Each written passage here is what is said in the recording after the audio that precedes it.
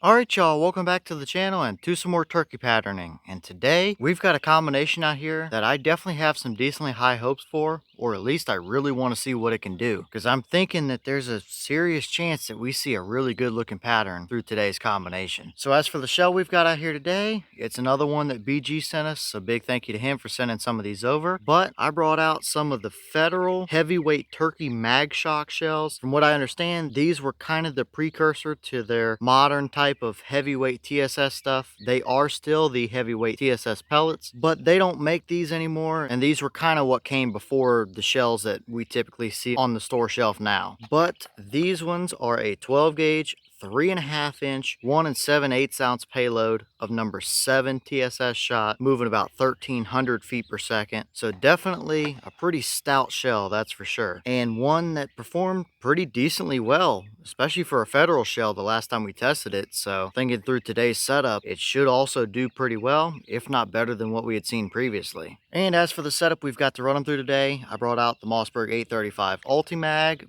but I threw in this choke. This is a Truglo SSX, which is their Strut-Stopper Xtreme. It's a 670 constriction, and it definitely showed us some pretty promising results last week when we tested it for the first time. So with it being a little bit tighter than some of the stuff we've previously tested, I see no reason why it can't perform pretty decently with those older heavyweight turkey shells. But as for the test today, everything is the same as usual. I've got the turkey target set up at 40 yards. I've also got the chronograph so we can get our speed. So let's get you guys a view of the target. We'll take the shot, look at the chrono, and then go down and look at our results. I have some decently high hopes for this combination, but it is a Federal shell and they're not always the most consistent thing. We had previously seen some good results out of it, but let's go over here and take this shot and just see what kind of results we can get from it through this Truglo SSX.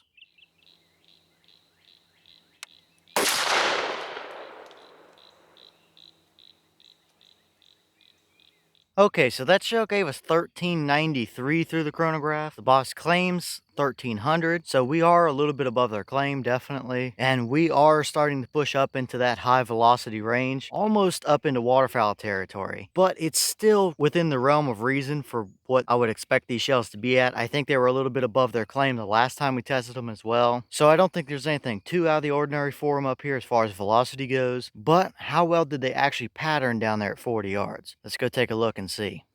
All right, now we're down here looking at our 40-yard paper, and this is what we got. Now, we absolutely have a dead bird here, but our pattern did favor a touch off to the left. But what we do see here for pattern is a very hot core area right there. I mean, the Birchwood Casey didn't flake off all that amazingly, but if we zoom in close here, you can just see how many pellets are in that big white splotch there in the middle. There are a ton of them in there. So definitely looking very good as far as our core area goes. And as for the rest of the pattern, it's definitely not too bad, and it's way better than a lot of the Federal stuff we've tried from nowadays that's new off the shelf, that's for sure. It's not absolutely perfect around the edges. As you can see, once you get outside of that main core area, it's a little bit stringy and a little bit splotchy around the edges, but not terrible. It's nothing that I'm too worried about. For a shell like this anyway, I wouldn't really expect a whole lot of anything different. We do see a couple of flyers, mainly down there at the bottom of the paper, but for a Federal shell, again, that's not bad whatsoever. And that would absolutely crush a bird out at 40 yards. With them being TSS number 7s, you're going to be carrying a pretty good amount of energy, that's for sure. And with the way that core area looks there, you could push that to 45 and probably even 50 as well, and still have a good enough pattern. So overall, I mean, it gives you a nice hot core area. It gives you leeway because we were clearly off to the left of that bird and we still absolutely hammered him over there. The core area is pretty nice and even. It's a little bit blotchy once you get outside of the edges of the core, but not bad whatsoever. If that was the shell and choke and stuff that I had to use, I would not be scared in the slightest to hunt with that kind of a pattern, which is not something I typically say out of most Federal turkey shells. So definitely can't argue too much about a pattern like that, because it would absolutely be able to take a bird out at 40 yards all day long for you.